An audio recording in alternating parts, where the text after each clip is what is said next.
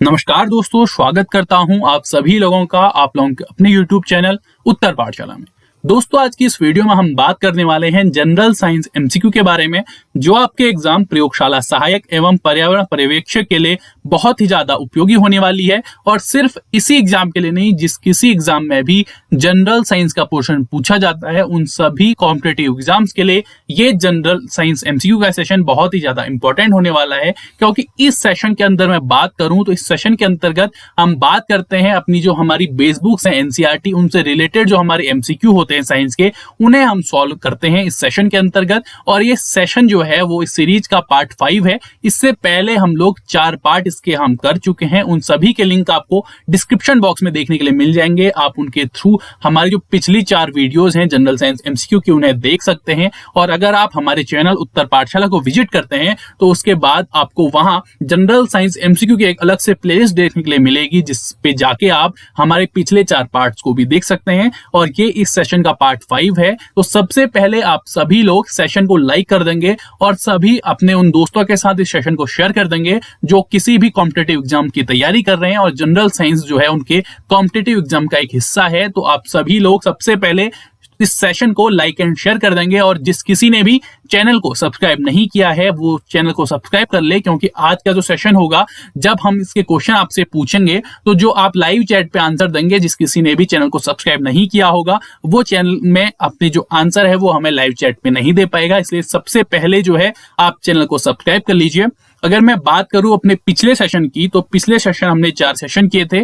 पहला सेशन की अगर हम बात करूं, पहले सेशन में हमने जो बात करी थी वो क्लास 9th एनसीईआरटी की थी। और क्लास 9th एनसीईआरटी के फर्स्ट सेशन में हमने किया था जो हमारे केमिस्ट्री रिलेटेड चैप्टर्स थे क्लास 9th में, उनसे रिलेटेड एमसीक्यू किए थे। अगर मैं बात करूं सेकंड एंड थर्ड की, तो सेकंड एंड थर्ड जो हमारा सेशन हुआ था उसमें एनसीईआरटी जो क्लास 9th की थी, उसमें जो बायोलॉजी वाला सेक्शन था वो हमने सेकंड एंड थर्ड में कवर किया था। और मैं बात करूं पार्ट 4 की, तो पार्ट 4 जो एनसीईआरटी वाला सेशन था हमारा, उसमें हमने क्लास 9th का जो फिजिक्स वाला सेक्शन था वो हमने पार्ट 4 में कंप्लीट किया था। इसी के साथ जो हमारे 4 पार्ट थे, इसमें हमने क्लास 9th की जो एनसीईआरटी है उसके पूरे के पूरे एमसीक्यू हमने सॉल्व किए थे। और अगर मैं बात करूं आज के सेशन की, तो आज के सेशन में हम बात करेंगे जो क्लास 10th है, क्लास 10th की साइंस की एनसीईआरटी से रिलेटेड जो हमारे एमसीक्यू होंगे वो हम आज के सेशन में सॉल्व करेंगे। तो आज के सेशन में अगर मैं चैप्टर्स की बात करूं, तो आज के सेशन के जो चैप्टर हैं वो हैं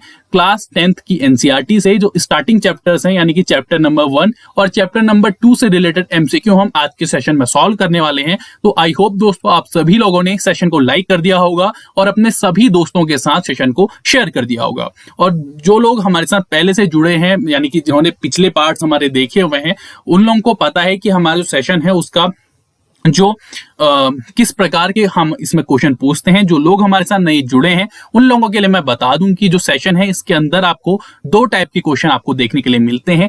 जो फर्स्ट टाइप हमारा क्वेश्चन रहता है वो रहते हैं हमारे स्टेटमेंट बेस्ड क्वेश्चन, जो हम इसीलिए हम इसमें रखते हैं ताकि हमारे जो कॉन्सेप्ट है उसमें क्लियरिटी आ सके, क्योंकि हम कॉम्पिटिटिव एग्जाम्स की तैयारी कर रहे हैं और हम कॉन्सेप्ट पढ़ते हैं। तो कॉन्सेप्ट पढ़ना ही पढ़ना हमारा मोटो नहीं है, जो कॉन्सेप्ट है उसमें क्लियरिटी आनी चाहिए। और उसी क्लियरिटी को लाने के लिए हम हमारा जो सेशन है इसमें स्टेटमेंट बेस्ड क्वेश्चन रखते हैं। और दूसरे टाइप के हमारे जो क्वेश्चन होते हैं वो होते हैं डायरेक्ट क्वेश्चन, यानी कि जिस प्रकार के क्वेश्चन आपसे एग्जाम से पूछे जाते हैं उसी टाइप के क्वेश्चन हमारे डायरेक्ट क्वेश्चन हमारे सेशन में रहते हैं। तो 2 टाइप के क्वेश्चन हमारे सेशन में रहते हैं। और बात करूं उन सभी लोगों की जो उन लोगों ने भी हमारा चैनल सब्सक्राइब नहीं किया है, वो लोग लाइव चैट में जो हमारे क्वेश्चन के आंसर है वो नहीं दे पाएंगे। इसलिए सबसे पहले आप लोग चैनल को सब्सक्राइब कर लीजिए। उसके बाद हम आज के सेशन को स्टार्ट करते हैं। आज के सेशन में हम बात करेंगे क्लास 10th साइंस का फर्स्ट चैप्टर और सेकेंड चैप्टर से रिलेटेड जो हमारे एमसीक्यू होंगे उनके बारे में। तो आप लोग बहुत ज्यादा फिर कंफ्यूजन में रहते हैं कि हमने आज क्या किया। तो मैं पहले बता दे रहा हूं, बहुत बार मैं बता चुका हूं कि हम आज करने वाले हैं क्लास 10th के जो स्टार्टिंग के 2 चैप्टर्स हैं, यानी कि चैप्टर नंबर 1 और चैप्टर नंबर 2 से रिलेटेड एमसीक्यू। तो आई होप दोस्तों आप सभी लोगों ने सेशन को लाइक शेयर एंड चैनल को सब्सक्राइब कर लिया होगा। तो हम आज के सेशन को स्टार्ट करने जा रहे हैं। तो आज के सेशन का जो सबसे पहला सवाल है वो आप लोगों की स्क्रीन पर ये रहा। पहला सवाल है कि रासायनिक अभिक्रियाओं के संदर्भ में निम्नलिखित कथनों पर विचार कीजिए। पहला कथन, रासायनिक अभिक्रिया के समय किसी एक तत्व का परमाणु दूसरे तत्व के परमाणु में नहीं बदलता है।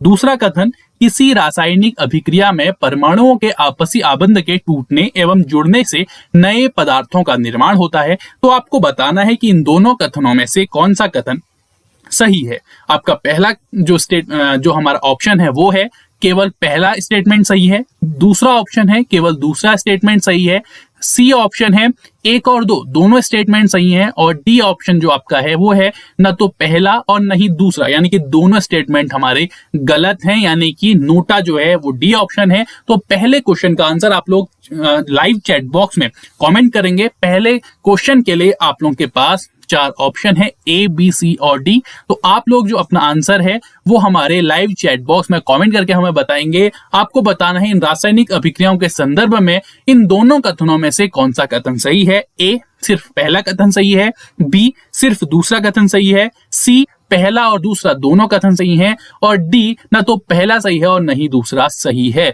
ये 4 ऑप्शन है। पहले क्वेश्चन के लिए आप लोगों के पास 4 ऑप्शन है। लाइव चैट बॉक्स में आप लोग अपना आंसर हमें बताएंगे। रासायनिक अभिक्रियाओं के संदर्भ में आपको बताना है इन दोनों कथनों में से कौन सा कथन सही है।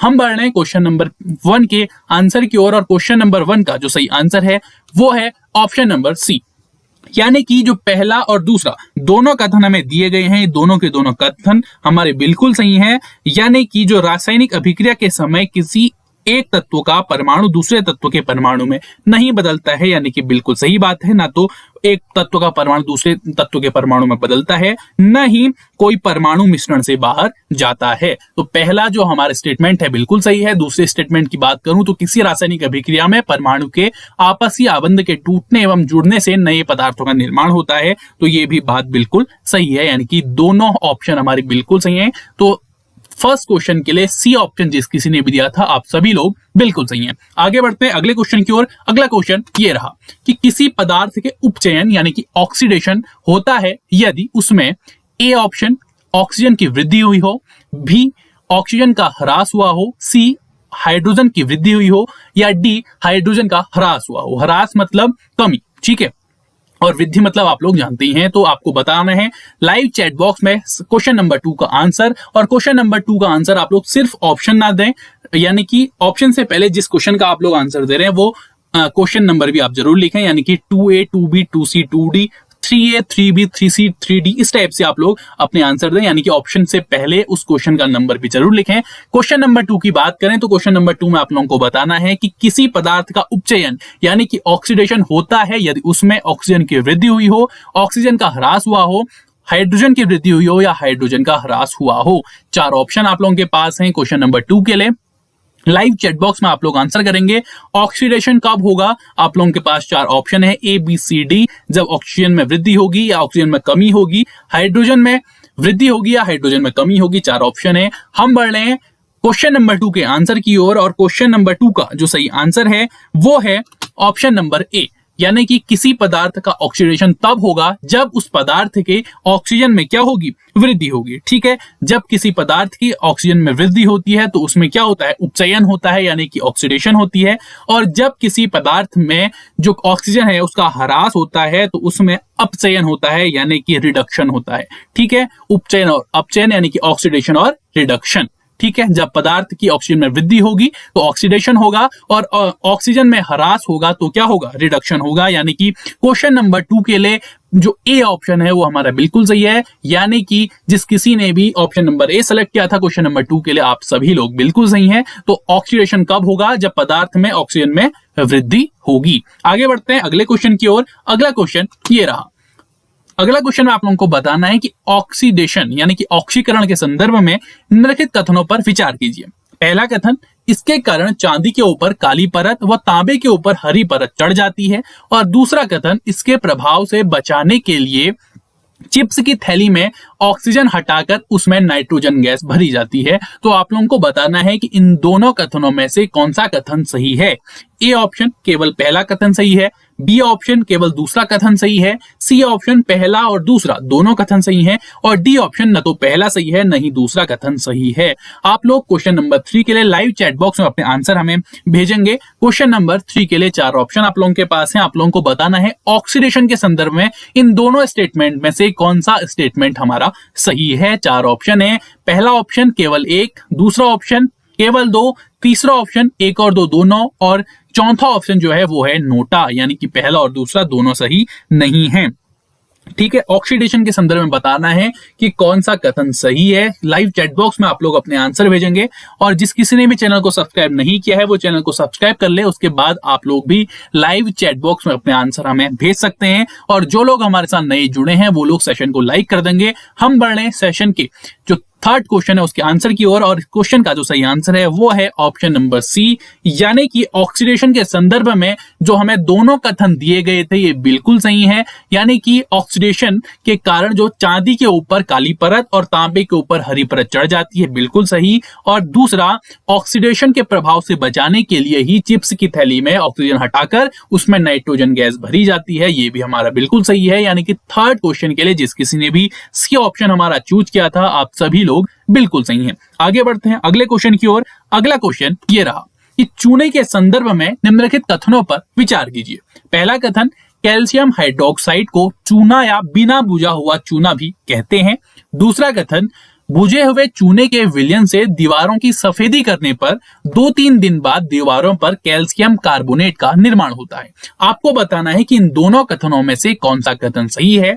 ए ऑप्शन सिर्फ पहला कथन सही है, बी ऑप्शन सिर्फ दूसरा कथन सही है, सी ऑप्शन पहला और दूसरा दोनों कथन सही हैं, और डी ऑप्शन न तो पहला सही है न ही दूसरा सही है। क्वेश्चन नंबर 4 के लिए लाइव चैट बॉक्स में आप लोग आंसर करेंगे। क्वेश्चन नंबर 4 के लिए आप लोगों को बताना है कि चूने के संदर्भ में दोनों स्टेटमेंट में से कौन सा स्टेटमेंट सही है। ए ऑप्शन स्टेटमेंट 1 सही है, बी ऑप्शन स्टेटमेंट 2 सही है, C option statement 1 and statement 2 दोनों सही हैं, और डी ऑप्शन ना तो स्टेटमेंट फर्स्ट सही है न ही स्टेटमेंट 2 सही है। ये आपके 4 ऑप्शन है। क्वेश्चन नंबर 4 के लिए लाइव चैट बॉक्स में आप लोग आंसर करेंगे।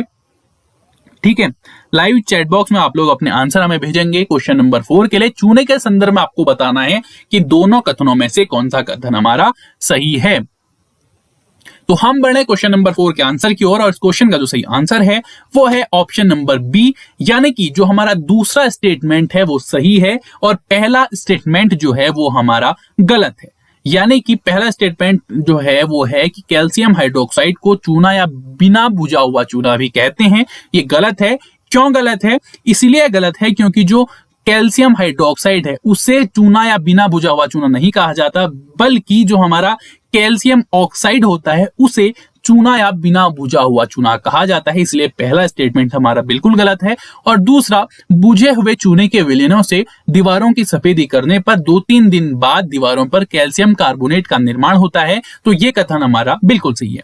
पहला कथन गलत क्यों है, समझ में आ गया कि कैल्शियम ऑक्साइड को चूना या बिना बुझा हुआ चूना कहा जाता है, न कि कैल्शियम हाइड्रोक्साइड को। इसीलिए 4 क्वेश्चन के लिए जो ऑप्शन नंबर बी है हमारा राइट आंसर होगा।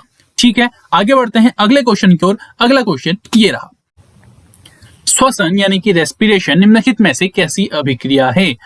ए ऑप्शन संयोजन अभिक्रिया, बी ऑप्शन वियोजन अभिक्रिया, सी ऑप्शन ऊष्माक्षेपी अभिक्रिया, या डी ऑप्शन ऊष्माशोषी अभिक्रिया। आप लोग 5th क्वेश्चन के लिए अपने आंसर जो है वो हमारे लाइव चैट बॉक्स में कमेंट करके हमें बताएंगे। 5th क्वेश्चन में आपने बताना है कि रेस्पिरेशन एक किस टाइप की रिएक्शन है। A combination reaction, B decomposition reaction, C exothermic reaction, या डी एंडोथर्मिक रिएक्शन। आपके पास 4 ऑप्शन है, ए, बी, सी और डी। क्वेश्चन नंबर 5 के लिए आप लोग अपने आंसर हमारे लाइव चैट बॉक्स में कमेंट करेंगे। क्वेश्चन नंबर 5 के लिए आपने बताना है रेस्पिरेशन यानी कि श्वसन किस टाइप की एक अभिक्रिया है। संयोजन अभिक्रिया, वियोजन अभिक्रिया, ऊष्माक्षेपी अभिक्रिया या ऊष्माशोषी अभिक्रिया, combination reaction, decomposition reaction, exothermic reaction और एंडोथर्मिक रिएक्शन। किस टाइप की रिएक्शन हमारी रेस्पिरेशन यानी कि श्वसन होता है, आप लोगों को बताना है। क्वेश्चन नंबर 5 के लिए अपने आंसर लाइव चैट बॉक्स में आप लोग देंगे। रेस्पिरेशन निम्नलिखित में से कैसी अभिक्रिया है। तो हम बढ़ रहे हैं क्वेश्चन नंबर 5 के आंसर की ओर, और क्वेश्चन नंबर 5 का जो सही आंसर है वो है ऑप्शन नंबर सी, यानी कि जो श्वसन है, रेस्पिरेशन है, एक ऊष्माक्षेपी अभिक्रिया है, यानी कि एक्सोथर्मिक रिएक्शन हमारी श्वसन अभिक्रिया होती है। ठीक है, तो श्वसन एक ऊष्माक्षेपी अभिक्रिया होती है। अगर मैं बात करूं ऊष्माक्षेपी अभिक्रिया की, तो ऊष्माक्षेपी अभिक्रिया वह अभिक्रिया होती है जिस अभिक्रिया में उत्पाद के निर्माण के साथ साथ ऊष्मा भी उत्पन्न होती है, वो ऊष्माक्षेपी अभिक्रिया होती है। और जो श्वसन है वो एक ऊष्माक्षेपी अभिक्रिया है, यानी कि श्वसन यानी कि रेस्पिरेशन एक एक्सोथर्मिक रिएक्शन होती है। क्योंकि होता क्या है, जीवित रहने के लिए ऊर्जा हमें कहां से प्राप्त होती है? जीवित रहने के लिए हमें ऊर्जा भोजन से प्राप्त होती है, सामान्य सी बात है। और पाचन क्रिया के समय खाद्य पदार्थ छोटे छोटे टुकड़ों में क्या हो जाते हैं, टूट जाते हैं, जिससे शरीर को कार्बोहाइड्रेट मिलता है। अब शरीर को कार्बोहाइड्रेट मिलता है तो कार्बोहाइड्रेट के टूटने से हमें ग्लूकोज प्राप्त होता है, और ग्लूकोज शरीर की कोशिकाओं में उपस्थित ऑक्सीजन के साथ मिलकर शरीर को क्या करता है, ऊर्जा प्रदान करता है। और इसी अभिक्रिया का विशेष नाम क्या है, श्वसन है, क्योंकि यही पूरी प्रक्रिया क्या होती है, हमारी रेस्पिरेशन होती है। यानी कि जैसा हमने स्टार्टिंग में बोला कि जिन अभिक्रियाओं में उत्पाद के निर्माण के साथ साथ ऊष्मा भी उत्पन्न होती है वो क्या होती है, एक्सोथर्मिक रिएक्शन होती है। और रेस्पिरेशन वाली जो पूरी प्रोसेस है, यानी कि श्वसन वाली पूरी प्रोसेस है, उसमें भी हमें क्या मिल रही है, शरीर के लिए ऊर्जा मिल रही है, एक ऊष्मा मिल रही है, तो वो भी एक क्या होगी, ऊष्माक्षेपी अभिक्रिया यानी कि एक्सोथर्मिक रिएक्शन हमारी होगी।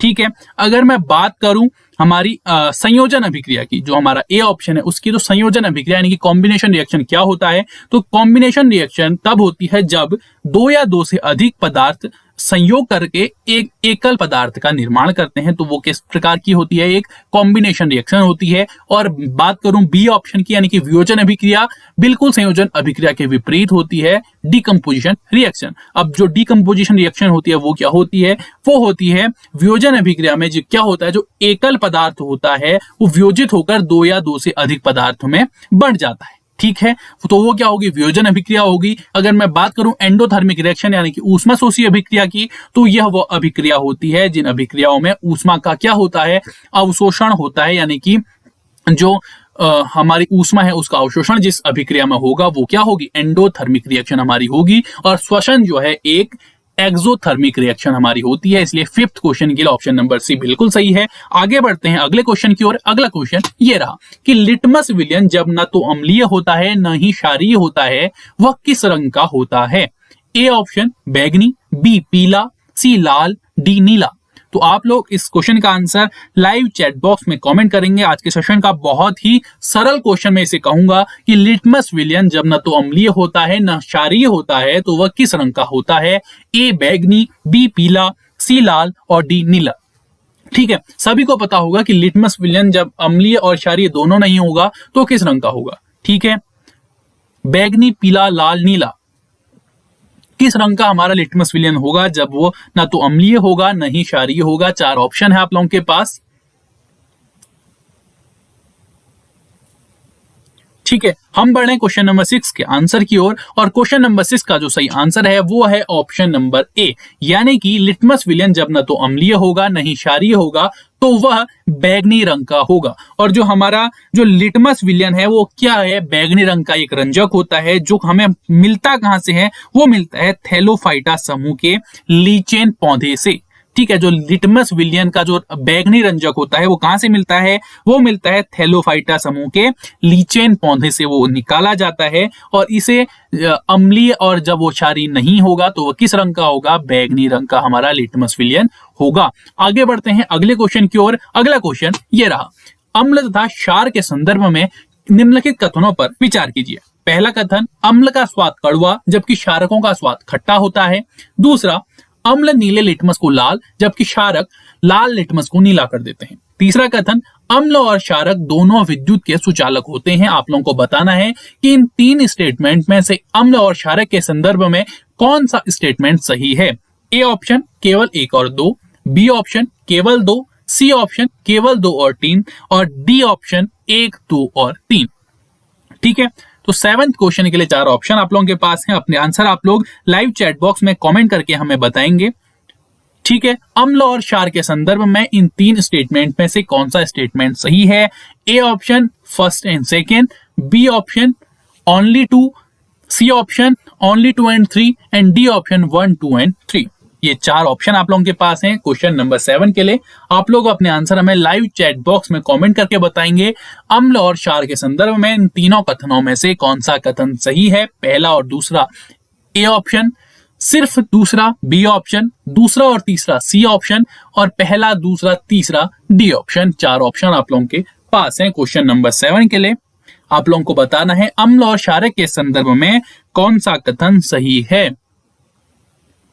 तो हम बढ़ रहे क्वेश्चन नंबर 7 के आंसर की ओर और क्वेश्चन नंबर 7 का जो सही आंसर है वो है ऑप्शन नंबर बी, यानी कि इन 3 स्टेटमेंट में से जो हमारा दूसरे नंबर का स्टेटमेंट है वो सही है और बाकी पहला और तीसरा स्टेटमेंट हमारा गलत है। अब बात करें पहले स्टेटमेंट की, तो अम्ल का स्वाद कड़वा जबकि क्षारकों का स्वाद खट्टा होता है। बिल्कुल गलत, क्योंकि अम्ल का स्वाद खट्टा जबकि क्षारकों का स्वाद क्या होता है, कड़वा होता है। यानी कि पहला स्टेटमेंट हमारा गलत हो गया, क्योंकि अम्ल का स्वाद खट्टा और क्षारकों का स्वाद कड़वा होता है। ये स्टेटमेंट हमें गलत दी गई थी फर्स्ट में। दूसरा, अम्ल नीले लिटमस को लाल जबकि क्षारक लाल लिटमस को नीला कर देते हैं। बिल्कुल सही बात है। और पिछले क्वेश्चन में हमने डिस्कस किया था कि जब हमारा जो लिटमस विलयन होगा ना तो अम्लीय होगा ना ही क्षारीय होगा, तो किस रंग का होगा, तो वो बैगनी रंग का होगा। तो 3 कलर आपने लिटमस के लिए याद रखने हैं, बैगनी, लाल और नीला। ठीक, अब बात करते हैं तीसरे स्टेटमेंट की। तीसरा स्टेटमेंट बोल रहा है कि अम्ल और क्षारक दोनों विद्युत के सुचालक होते हैं। तो ये भी गलत है, क्योंकि अम्ल और क्षारक दोनों विद्युत के कुचालक होते हैं। और पर ये जो हमारे अम्ल और क्षारक होते हैं, जो इनका जलीय विलयन होता है उसमें विद्युत चालकता दर्शाते हैं।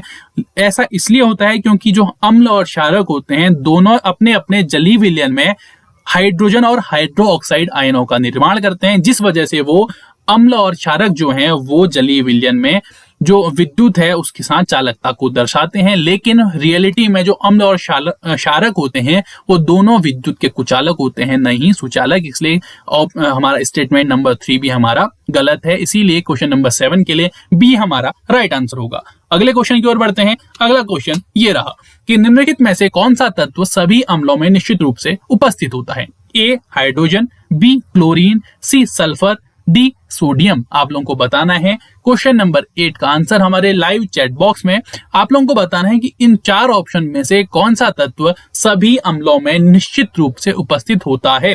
हाइड्रोजन, क्लोरीन, सल्फर और सोडियम। 4 ऑप्शन आप लोगों के पास हैं। ठीक है, क्वेश्चन नंबर 8 के लिए आप लोगों को बताना है इन 4 ऑप्शन में से कौन सा तत्व सभी अम्लों में निश्चित रूप से उपस्थित होता है। हाइड्रोजन, क्लोरीन, सल्फर और सोडियम। 4 ऑप्शन आप लोगों के पास हैं। तो हम बढ़ रहे हैं क्वेश्चन नंबर 8 के आंसर की ओर और इस क्वेश्चन का जो सही आंसर है वो है ऑप्शन नंबर ए, यानी कि जो हाइड्रोजन है, हाइड्रोजन जो तत्व है वो सभी अम्लों में निश्चित रूप से उपस्थित होता है। और इसी कारण क्या होता है, धातु के साथ अभिक्रिया करने पर लगभग सभी अम्ल हाइड्रोजन गैस उत्पन्न करते हैं। ठीक है, तो हाइड्रोजन एक ऐसा तत्व है जो सभी अम्लों में निश्चित रूप से क्या होता है, उपस्थित होता है। इसीलिए क्वेश्चन नंबर 8 के लिए ए ऑप्शन हमारा राइट आंसर होगा, यानी कि हाइड्रोजन सभी अम्लों में निश्चित रूप से उपस्थित होता है। आगे बात करते हैं अगले क्वेश्चन की। अगला क्वेश्चन ये रहा कि कपड़ों का रंग, कपड़ों पर लगे हल्दी के दाग पर जब क्षारकीय प्रकृति वाला साबुन रगड़ते हैं तब उस धब्बे का रंग लाल भूरा हो जाता है। ऐसा इसलिए होता है क्योंकि ए ऑप्शन, साबुन हल्दी से मिलकर अम्लीय प्रभाव उत्पन्न करता है। बी, साबुन हल्दी से मिलकर उसकी अम्लीय प्रकृति को उदासीन कर देता है। सी, हल्दी एक प्राकृतिक सूचक है। और डी, हल्दी की प्रकृति क्षारकीय है। ये 4 ऑप्शन है। आप लोग अपने आंसर लाइव चैट बॉक्स में कमेंट करके हमें बताएंगे कि कपड़ों पर लगे हल्दी के दाग पर जब क्षारकीय प्रकृति वाला साबुन रगड़ा जाता है तब उस धब्बे का रंग भूरा लाल हो जाता है। ऐसा क्यों होता है? 4 ऑप्शन है। पहला ऑप्शन, साबुन हल्दी से मिलकर अम्लीय प्रभाव उत्पन्न करता है। साबुन हल्दी से मिलकर उसकी अम्लीय प्रकृति को उदासीन कर देता है। हल्दी एक प्राकृतिक सूचक है या हल्दी की प्रकृति क्षारकीय है।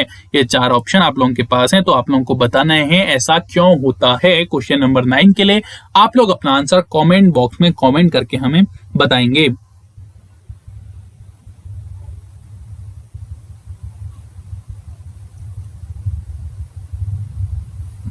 ठीक है, तो हम बढ़े क्वेश्चन नंबर 9 के सही आंसर की ओर और क्वेश्चन नंबर 9 का जो सही आंसर है वो है ऑप्शन नंबर सी, यानी कि कपड़ों पर लगे हल्दी के दाग पर जब क्षारकीय प्रकृति वाला साबुन रगड़ा जाता है तब उस धब्बे का रंग भूरा लाल हो जाता है। ऐसा इसलिए होता है क्योंकि जो हल्दी है वह एक प्राकृतिक सूचक है, जिस वजह से ये होता है। तो क्वेश्चन नंबर 9 के लिए ऑप्शन नंबर सी हमारा एकदम सही आंसर होगा। आगे बढ़ते हैं अगले क्वेश्चन की ओर। अगला क्वेश्चन ये रहा कि मानव उदर के संदर्भ में निम्नलिखित कथनों पर विचार कीजिए। उदर मतलब हमारा जो पेट है उसे उदर कहा जाता है, तो मानव उदर के संदर्भ में आपको बता रहे हैं दोनों कथनों पर विचार करना है। तो पहला जो स्टेटमेंट है वो है मानव उदर सल्फ्यूरिक अम्ल उत्पन्न करता है जो उदर को हानि पहुंचाए बिना भोजन के पाचन में सहायक होता है।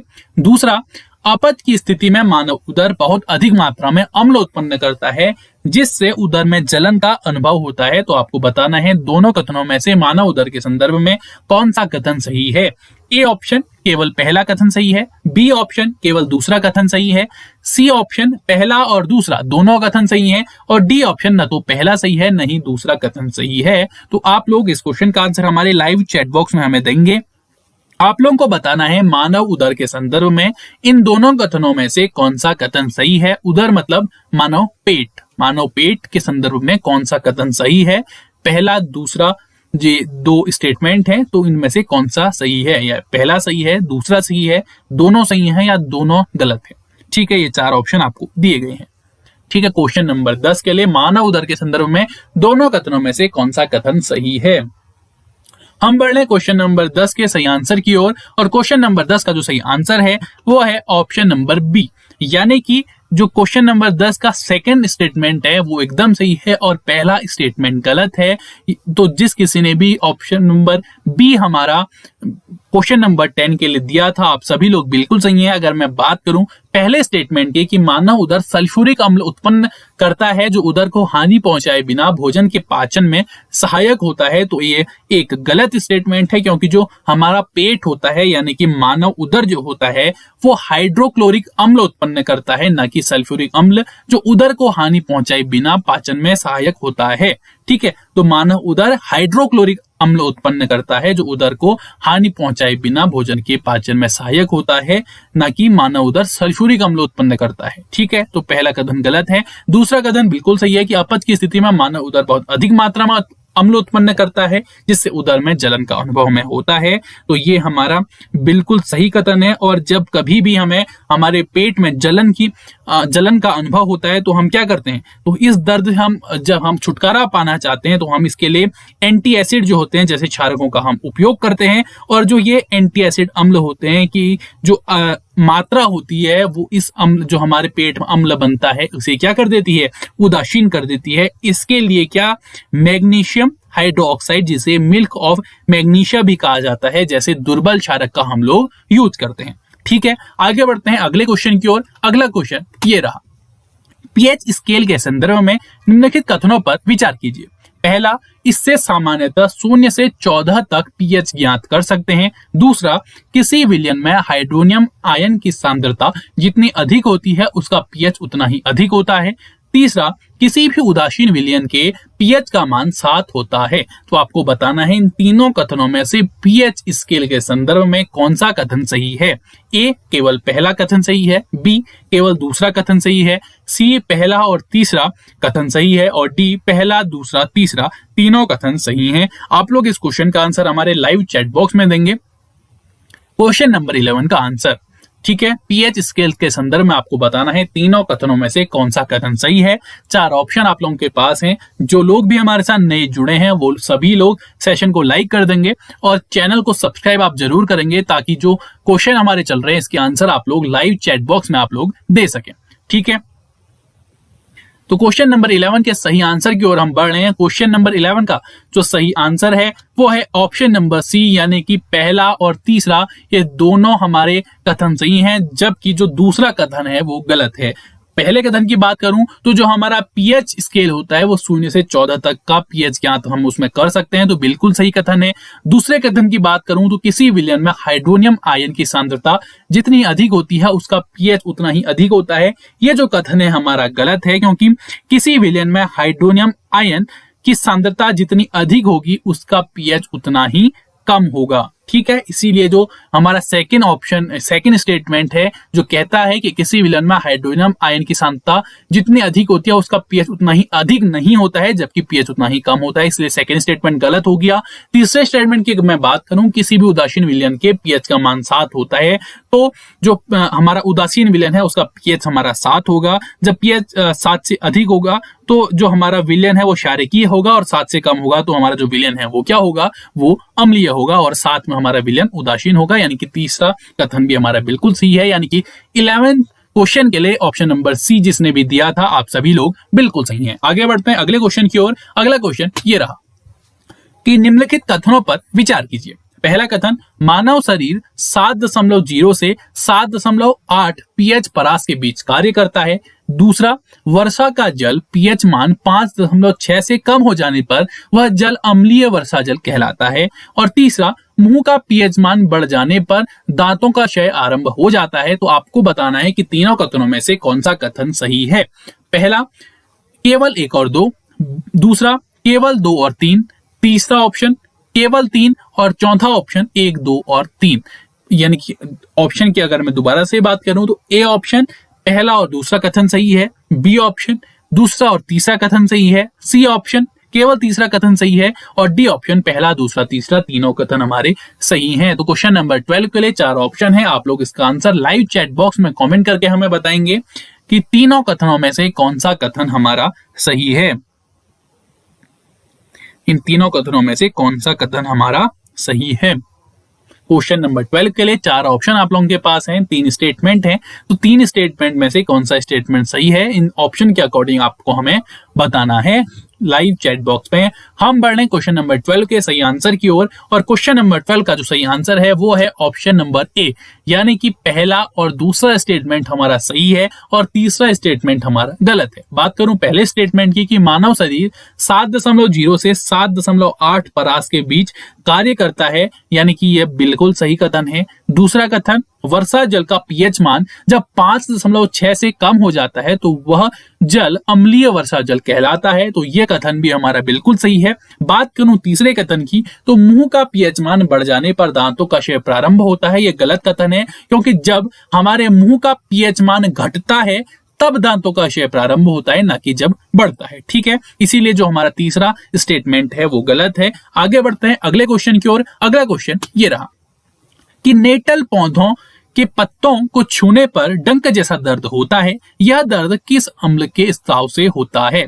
ए ऑक्जेलिक अम्ल, बी मेथेनोइक अम्ल, सी सिट्रिक अम्ल, और डी हाइड्रोक्लोरिक अम्ल। ये 4 ऑप्शन है। आप लोगों का इसका आंसर हमारे लाइव चैट बॉक्स में कमेंट करके हमें बताएंगे कि नेटल पौधे के पत्तों को छूने पर जो डंक जैसा दर्द हमें होता है वह दर्द किस अम्ल के स्राव से होता है। ए ऑक्जेलिक अम्ल, बी मेथेनोइक अम्ल, सी सिट्रिक अम्ल, और डी हाइड्रोक्लोरिक अम्ल। ये 4 ऑप्शन आप लोगों के पास हैं। क्वेश्चन नंबर 13 के लिए आप लोग अपना आंसर लाइव चैट बॉक्स में कमेंट करके बताएंगे। ये क्वेश्चन एग्जाम्स में पूछा भी जाता है, तो आप लोग इसका आंसर सोच समझ के दें कि नेटल पौधे के पत्तों को छूने पर डंक जैसा जो दर्द होता है वह दर्द किस अम्ल के स्राव से होता है।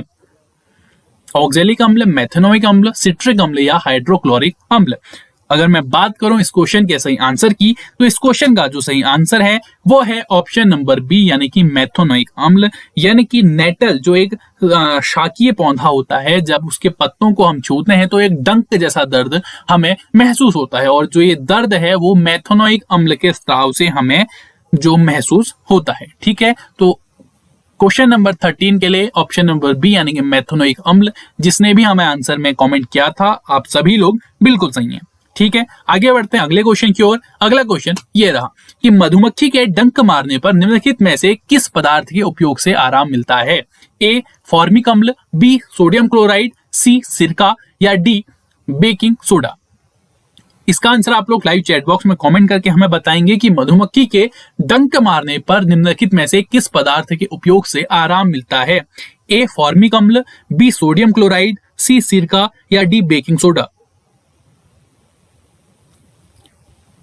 क्वेश्चन नंबर 14 का आंसर 4 ऑप्शन आप लोगों के पास हैं। आप लोगों को बताना है कि जब मधुमक्खी डंक मारती है तो किस पदार्थ का उपयोग करने से हमें आराम मिलता है। फॉर्मिक अम्ल, सोडियम क्लोराइड, सिरका, या baking soda.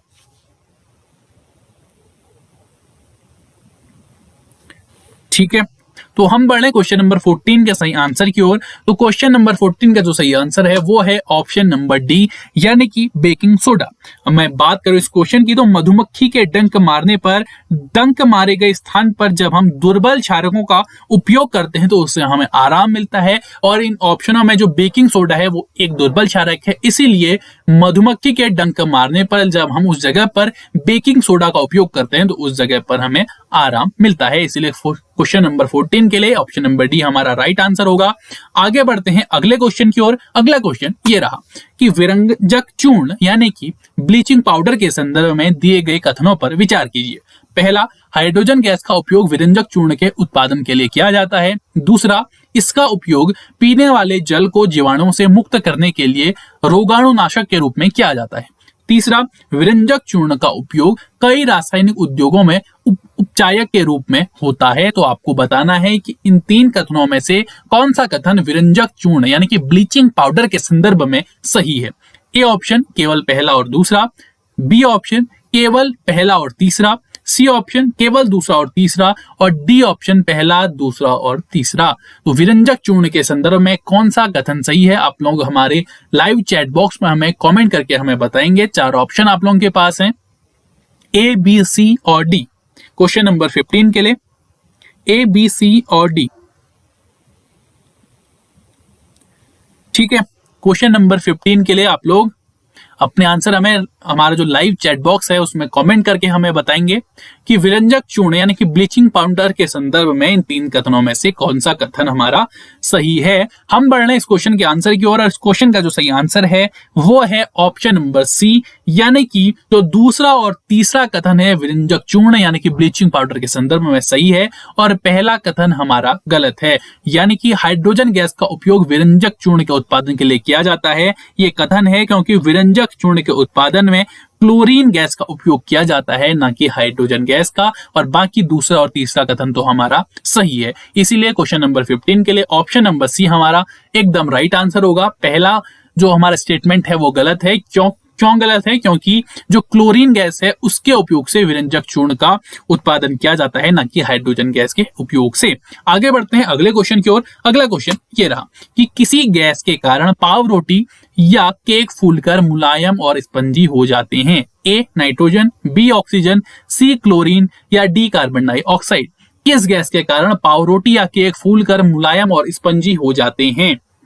Nitrogen, oxygen, chlorine और कार्बन डाइऑक्साइड। क्वेश्चन नंबर 16, इसका आंसर आप लोग लाइव चैट बॉक्स में देंगे। चार ऑप्शन आप लोगों के पास हैं क्वेश्चन नंबर 16 के लिए।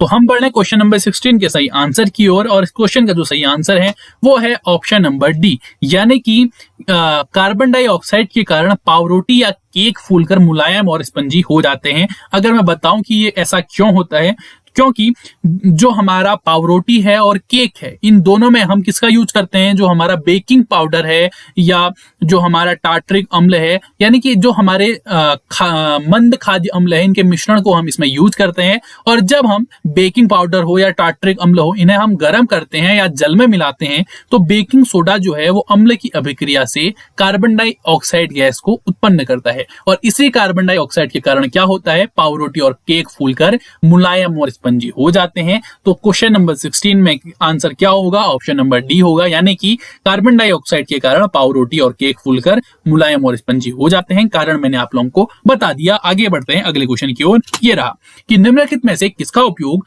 सोडा अम्ल अग्निशामक के रूप में किया जाता है? ए धावन सोडा, बी विरंजक चूर्ण, सी बेकिंग सोडा या डी सोडियम क्लोराइड। ठीक है, ये चार ऑप्शन है। आप लोग अपना आंसर हमारे लाइव चैट बॉक्स में हमें कमेंट करके बताएंगे कि इनमें से किसका उपयोग सोडा अम्ल अग्निशामक के रूप में किया जाता है। ठीक है, इन चार ऑप्शन में से किसका उपयोग सोडा अम्ल अग्निशामक के रूप में किया जाता है?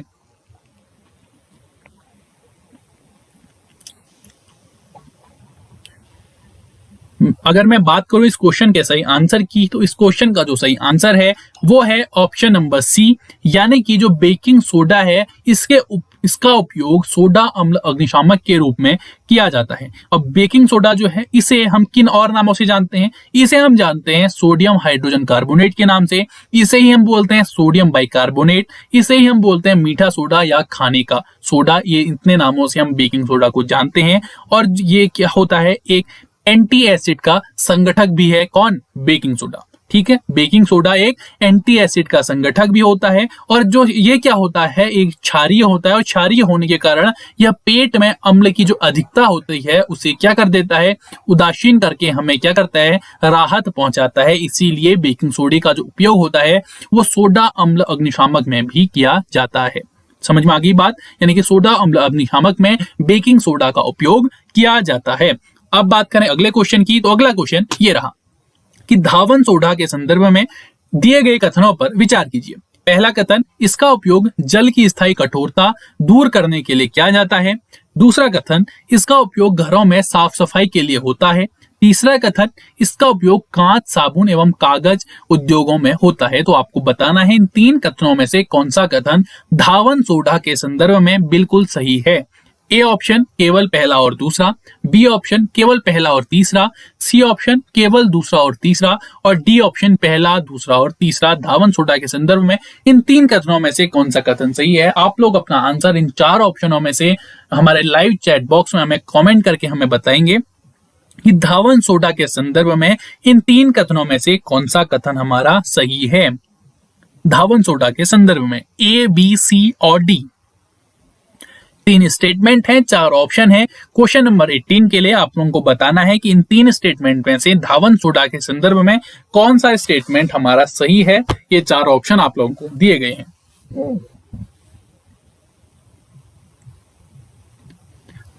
अगर मैं बात करूं इस क्वेश्चन के सही आंसर की, तो इस क्वेश्चन का जो सही आंसर है वो है ऑप्शन नंबर डी, यानी कि जो तीन कथन हमें दिए गए हैं ये तीनों कथन धावन सोडा के संदर्भ में बिल्कुल सही है। यानी कि इसका जो उपयोग होता है जल की स्थायी कठोरता को दूर करने के लिए किया जाता है, बिल्कुल सही बात। इसका उपयोग घरों में साफ सफाई के लिए होता है, बिल्कुल सही है। और तीसरा, इसका उपयोग कांच, साबुन एवं कागज उद्योगों में भी होता है, तो ये भी एकदम सही है। यानी कि तीनों स्टेटमेंट हमारे सही हैं। तो क्वेश्चन नंबर 18 के लिए जिस किसी ने भी हमें ऑप्शन नंबर डी कमेंट किया था, आप सभी लोग बिल्कुल सही है। यानी कि धावन सोडा के संदर्भ में तीनों कथन हमें जो दिए गए थे ये बिल्कुल सही हैं। आगे बढ़ते हैं आज के सेशन के लास्ट क्वेश्चन के लिए।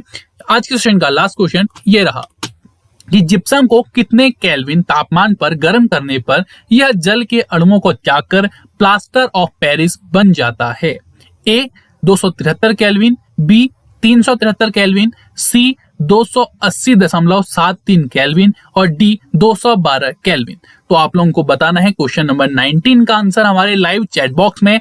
आज के जनरल साइंस एमसीक्यू का जो सेशन है उसका ये लास्ट क्वेश्चन है कि जिप्सम को कितने केल्विन तापमान पर गर्म किया जाए कि वह जल के अणुओं को त्याग कर प्लास्टर ऑफ पेरिस बन जाए। चार ऑप्शन है, ए 273 केल्विन, बी 373 केल्विन, सी 280.73 केल्विन या डी 212 केल्विन। ये चार ऑप्शन आप लोगों के पास हैं। ठीक है, आप लोग अपना आंसर हमारे लाइव चैट बॉक्स में कमेंट करके हमें बताएंगे। ठीक है, कि जिप्सम को कितने केल्विन तापमान पर गर्म करने पर या जल के अणुओं को त्याग कर प्लास्टर ऑफ पेरिस बन जाता है।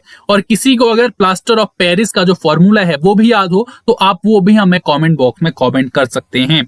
प्लास्टर ऑफ पेरिस का फॉर्मूला भी आप लोग हमें इस क्वेश्चन में हमारे लाइव चैट बॉक्स में कमेंट करेंगे और इस क्वेश्चन का आंसर तो आप लोग देंगे ही। अगर आप लोगों को प्लास्टर ऑफ पेरिस का फॉर्मूला पता है तो वो भी आप लोग हमारे लाइव चैट बॉक्स में कमेंट कर दीजिए।